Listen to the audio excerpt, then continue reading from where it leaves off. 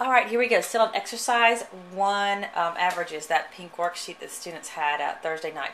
The complete worksheet is available on RenWeb if you want to go check that out. I was going to do 2B, but I'd like to hold off on 2B for now because that involves converting minutes and seconds, and I'd kind of like to wait on that because honestly the test that's supposed to be Tuesday, I think it's going to be changed to Wednesday. There is no conversion using minutes and seconds, so I just would like to come back to that so no one's confused on that. There is some converting metric, but that's really similar to number C, on 2C. So I'll just do 2C right now. The question is, a salesman used 15 liters, 300 milliliters of gas in 4 days. What was the average amount of gas he used per day? Now, this involves 4 days. So the first thing I'm going to do is draw my model. Of course, and I'm going to draw 4 days. If I want to label it, would be gas used, right? Or salesman's gas used. Okay. And I have 4 days. Okay. 2, 3, 4 days, right? Okay. And remember, the average goes inside each box. Average, average, average, average. And over here goes total. So let's see which pieces. So average, remember, I'll put an A right there so we can remember the averages go in each box for the second piece of the model, but that might be what we're going to work with. We'll put total over here. Okay. A salesman used 15 liters, 300 milliliters. 15 liters, 300 milliliters of gas in 4 days. 1, 2, 3, 4 days, right? What was the average amount of gas he used per day? So what we're looking for is the average, right?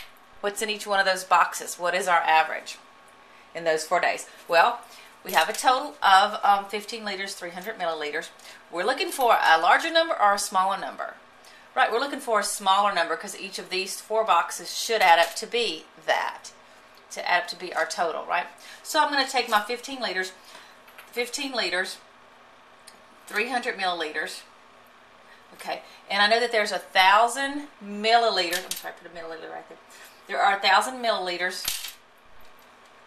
There are 1,000 milliliters in 1 liter. Now, what's really cool about metric is we can just push those together, right? So I've got 15 liters, and that's equal to 15,000 milliliters. I'm going to write this all out because sometimes you may not have exactly, 100 milliliters. It could be 20 milliliters. So I want to let students understand exactly how you put those numbers together. So now I have my 15 liters is equal to 1,500 milliliters. And I still have my 300 milliliters, right? So I'm going to take my 1,500 milliliters, right, which is how I got my 15 liters. And I'm going to add my 300 milliliters. Add those together, and I've got 15,300 milliliters, right? That's our total, 15,300 milliliters. Just another way of writing that, right? Okay. Now, what I need to do, I know that my average is the total divided by the number of boxes. Okay, so I want to find out what's in each one of these boxes. I know those boxes are equal. That's my total. Let's do the division. So, I'm going to have 15,300 milliliters divided by 4, right? 4 goes into 1, well, 4 goes into 15 3 times. 12, right? 15 minus 12 is 3. Bring down my 3. Okay. Is it 8, I believe? Yeah. 8 times 4 is 16. 16 is 32. 1. Okay, now I've got to bring down a 0. Right. 4 go into 10 2 times. That's 8. Bring down another 0. And then we've got 5. We have 5 minus 20, 0, right? So now I have, and that's in milliliters. Remember, we got to keep track of where we are. Make sure we're still in liters. We have 3,825 milliliters in each one of those boxes. Now we need to make the conversion back. We started out with liters and milliliters, so we need to change those back, right? So we know that 1,000 milliliters makes up 1 liter. So we're going to end up with 3 liters, 825 milliliters, right, is the average.